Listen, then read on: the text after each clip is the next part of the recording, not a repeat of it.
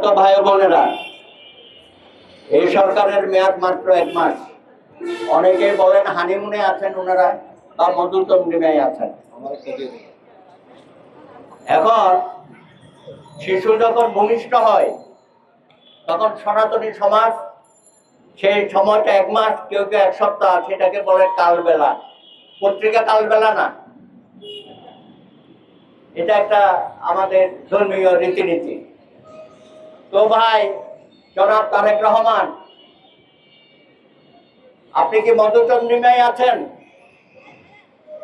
না আমাদের সনাতনী সমাজের কালবেলা চলতেছে?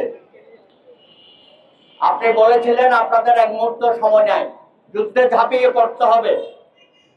আপনি সবাইকে উদ্বুদ্ধ করছেন, সবার আগে অফিস আদালতে যাচ্ছেন 9টার মধ্যে এবং বিভিন্ন জায়গায় মনিটরিং করছেন। আপনার মন্ত্রী প্রতিমন্ত্রীরা সমাজে একটা সুশৃঙ্খল ফিরিয়ে আনার চেষ্টা করছেন আন্তরিকভাবে। একই ব্যবস্থা তো আমরা সব জায়গায় চাই। আপনি 1 মাসের মধ্যে ফ্যামিলি কার্ড দিচ্ছেন, এখানে যেন কোনো অনিয়ম না হয়, কোনো সাম্প্রদায়িকতা না হয়। কয়েকদিনের মধ্যে আপনি হেলথ কার্ড দেবেন, কৃষি কার্ড দেবেন, এন্ড সো অন, অনেক কিছুই দেবেন। অতীতের মতো এখানে যেন কোনো নয়-ছয় না হয়, কোন ধরনের বিমাতা সুলভ আচরণ যেন কারো প্রতি না হয়। 54 বছর ধরে আমরা দেখেছি অনেক সরকারের ভালো ভালো কাজ সর্বোচ্চ পর্যায়ে দেখভালের অভাবে নষ্ট হয়ে গেছে, এবং এই যে নষ্ট হয়েছে সেই ব্যাপারেও কোনো সরকার কোনো ভূমিকা রাখতে পারে নাই। এই যে হত্যাকাণ্ডগুলো হচ্ছে, এই হত্যাকাণ্ডগুলোর বিরুদ্ধে কোনো ব্যবস্থা আপনার সরকার নেয় নাই। আইন শৃঙ্খলা বাহিনী নীরব ভূমিকা পালন করছে, প্রশাসন নীরব ভূমিকা পালন করছে।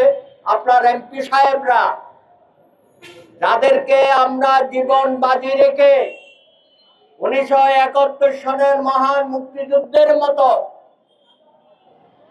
ভোট কেন্দ্রে গিয়ে বিপুল ভোটে আপনাদেরকে জয়লাভ করিয়েছে, তাদের প্রতি বিমাতা সুলভ আচরণ করার কোনো সুযোগ নাই। আপনার শুরুটা ভালো হোক, এটাই আমরা চেয়েছি।